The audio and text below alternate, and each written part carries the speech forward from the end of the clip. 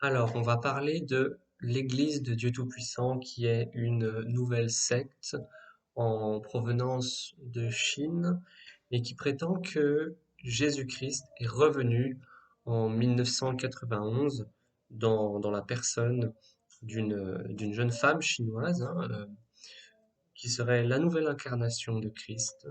Cette secte prétend que Jésus est revenu, elle prétend que les temps de la grâce sont achevés et que nous sommes dans une nouvelle période de la révélation de Dieu qui s'appelle l'ère du règne, euh, et que la Bible est dépassée au jour d'aujourd'hui, qu'elle était valable durant le temps de la grâce, mais qu'elle ne l'est plus sous le temps du règne. Et d'autres hérésies qu'on va voir un petit peu en détail. Et le problème, c'est que comme beaucoup de sectes, euh, elles parlent de la Bible, elles essayent de justifier leur doctrine en essayant de casser la vraie doctrine pour éloigner les gens de Dieu. Mais le problème quand elles font ça, c'est que, en général, et c'est le cas pour l'Église de Dieu Tout-Puissant, ils ne comprennent pas de quoi ils parlent. Ils citent des textes bibliques sans les comprendre et du coup, on va essayer de réfuter tout ça. On va essayer de montrer rapidement en quoi cette secte se base sur des textes bibliques qu'elle ne comprend même pas et en quoi leur interprétation et leur compréhension de ce qu'est l'évangile et de ce qu'est la volonté de Dieu est complètement fallacieux.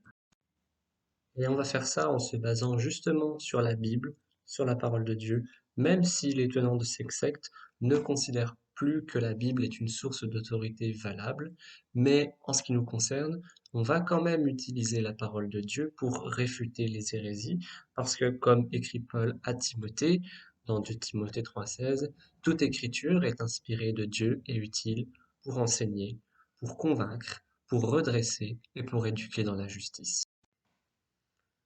Le livre La parole apparaît dans la chair veut enseigner que le temps de rédemption de l'humanité est divisé en trois phases, en trois âges, au cours duquel Dieu sauve l'humanité. Il y aurait premièrement l'ère de la loi, puis l'ère de la grâce, et enfin l'ère du règne dans laquelle nous sommes entrés depuis 1980. Le livre La parole apparaît dans la chair explique à propos de cette prétendue ère de la loi, je cite, l'Éternel a établi ses commandements et ses lois afin que, pendant qu'il conduisait leur vie, les gens écoutent et obéissent à sa parole et ne se rebellent pas contre lui.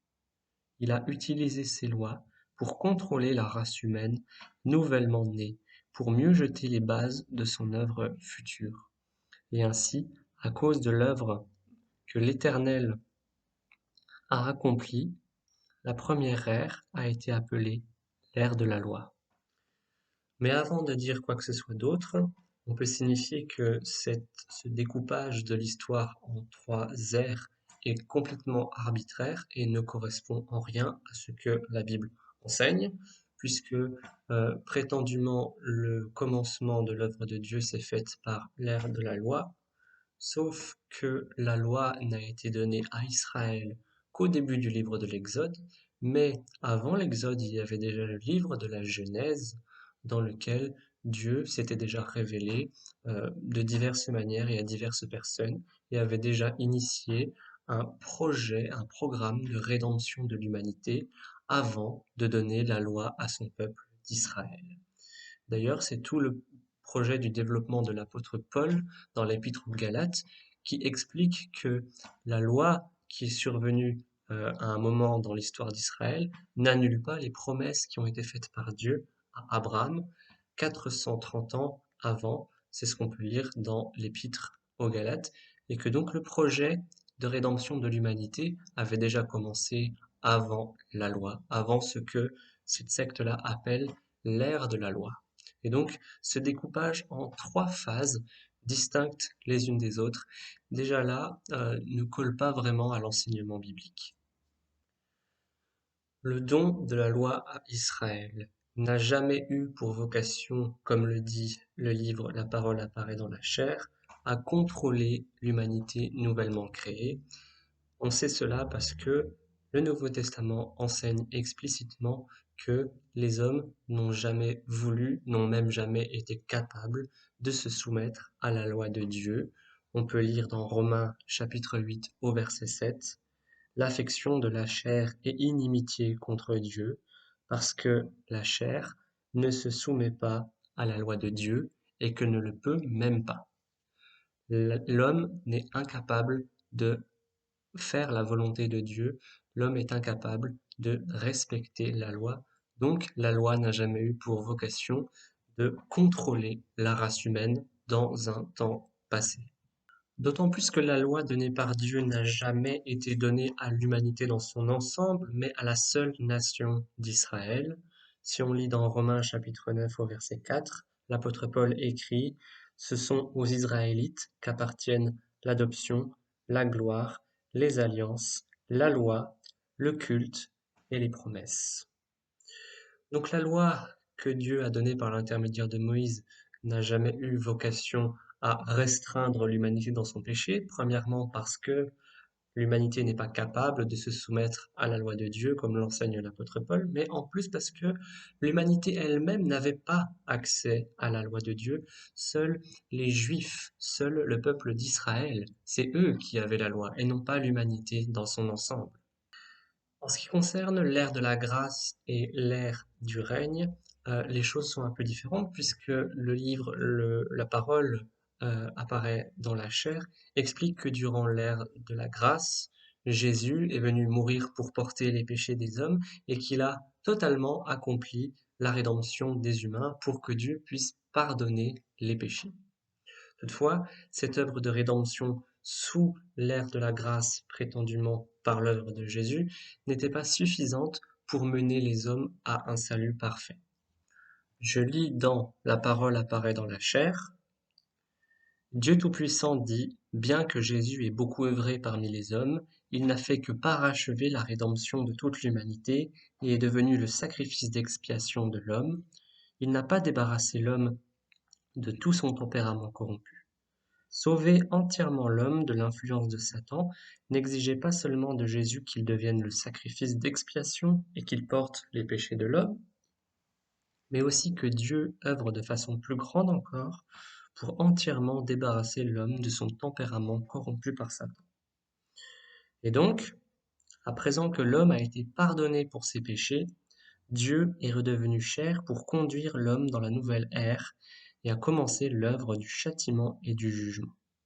Cette œuvre a mené l'homme dans un domaine plus élevé.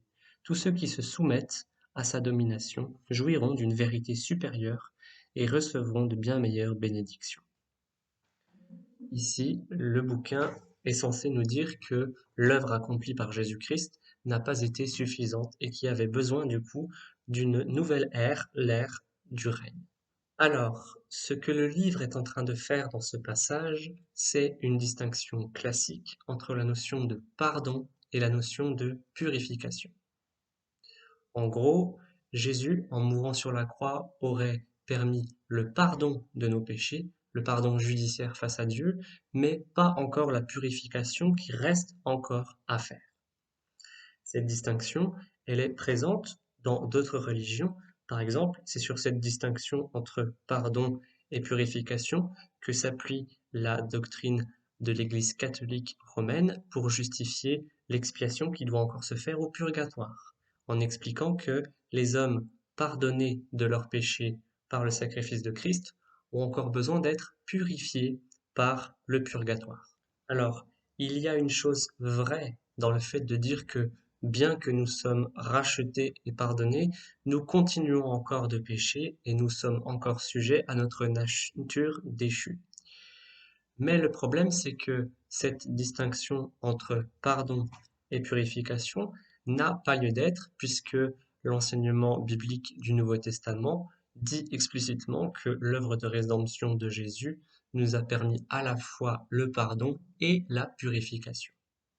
Je lis dans la première épître de Jean, au chapitre 1, les versets 7 à 9. Mais si nous marchons dans la lumière, comme il est lui-même dans la lumière, nous sommes mutuellement en communion, et le sang de Jésus son Fils nous purifie de tout péché. Si nous disons que nous n'avons pas de péché, nous nous séduisons nous-mêmes, et la vérité n'est point en nous. Si nous confessons nos péchés, il est fidèle et juste pour nous les pardonner et pour nous purifier de toute iniquité. Ici, il est question à la fois de pardon et de purification par le sang de Jésus et par la repentance. Donc, l'œuvre de Jésus-Christ à la croix est pleinement efficace pour nous acquérir à la fois le pardon des péchés ainsi que la pleine purification. Il est donc faux de dire qu'il y a besoin d'une œuvre supplémentaire à celle que Jésus a opérée pour nous obtenir la purification. C'est un enseignement qui contredit ce que les Écritures ont révélé. On lit dans le livre La parole apparaît dans la chair. Par le sacrifice d'expiation, les péchés des hommes ont été pardonnés, car l'œuvre de la crucifixion a déjà pris fin et Dieu l'a emporté sur Satan. Mais le tempérament corrompu des hommes demeure en eux et les hommes peuvent encore pécher et résister à Dieu. Dieu n'a pas acquis l'humanité. Ici, le bouquin présente que l'œuvre de rédemption opérée par Jésus n'a pas été suffisante pour s'acquérir l'humanité.